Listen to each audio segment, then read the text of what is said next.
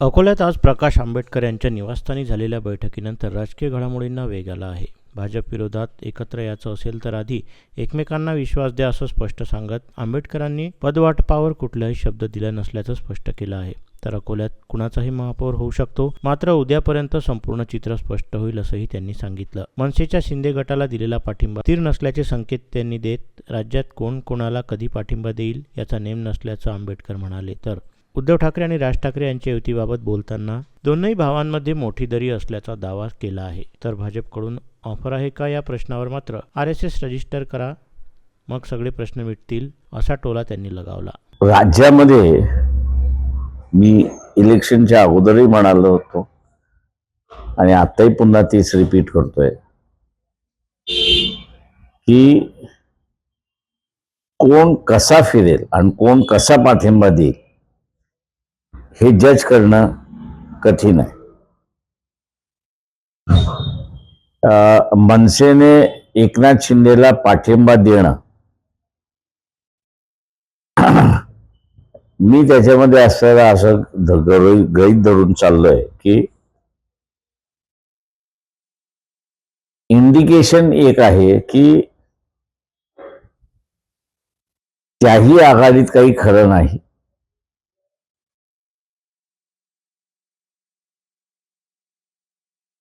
आमच्या पक्षाचे असणारे फारुख अहमद यांनी एक महत्वाची बातमी पसरवली, म्हणजे त्याच्यावरती आणते ठाम होते की मिश्रा नावाची असणारी व्यक्ती ही उद्धव ठाकरेला नंबर 1 आणि नंबर 2च्या वतीने भेटली.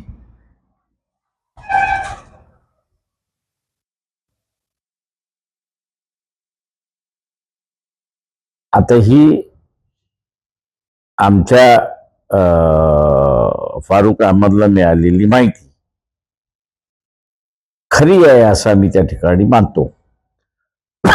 याचं कारण की मनसे आता वेगळं जायला लागले, युतीमध्ये दरार आले असं दिसतंय.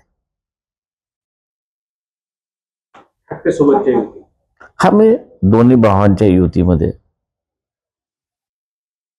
शादी एक से प्यार दुसरे से असं जर होणार असेल तर ती शादी कशी टिकणार. दुर्दैव मी असं म्हणेन की स्वच्छता शहरामध्ये राहणाऱ्या माणसांनी अस्वच्छतेकडे जाण्याचं मतदान केलं आणि अस्वच्छतेकडे राहणाऱ्या मतदारांनी स्वच्छतेकडे जाणाऱ्याकडे मतदान केलं. त्याच्यामुळे हे आता उद्याचं सरकार जर आलं तर त्या पद्धतीने असताना मला वाटतं स्वच्छता नास्वच्छता बघावी लागेल की अशी परिस्थिती आहे. वेड्या वाकड्या युत्या झाल्या तर आश्चर्य मानू नका, मी त्यावेळेस म्हणालो होतो.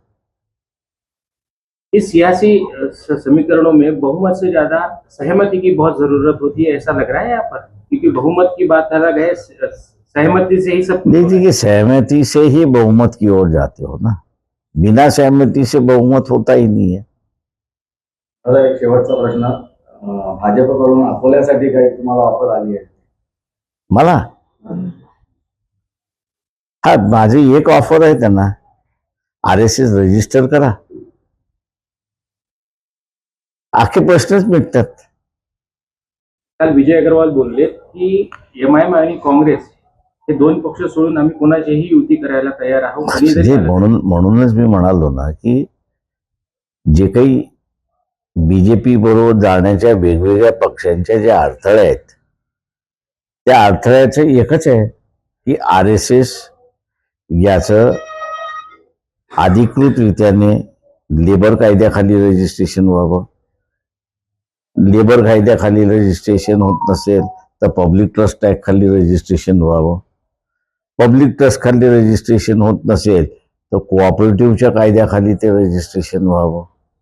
ते कोऑपरेटिव्हच्या कायद्याखाली रजिस्ट्रेशन होत नसेल तर राजकीय पक्षाच्या नावाखाली ते रजिस्ट्रेशन व्हावं, पण कुठेतरी रजिस्ट्रेशन व्हावं, एवढीच फक्त सगळ्या पक्षाची मागणी आहे. एक शेवटचा प्रश्न असा आहे की काय सगळे भेटायला आल्यानंतर मी त्यांना म्हटलं, तुम्ही आपसात चर्चा करा, आपसात पहिल्यांदा जुळतंय का बघा. एक सगळ्यांनी म्हटलं होतं, एकमेकाला विश्वास द्या की भारतीय जनता पक्षाच्या विरोधाच्या आघाडीबरोबर आपल्याला जायचं आहे. हा विश्वास एकमेकाला दिलात तर पुढची चर्चा होऊ शकते.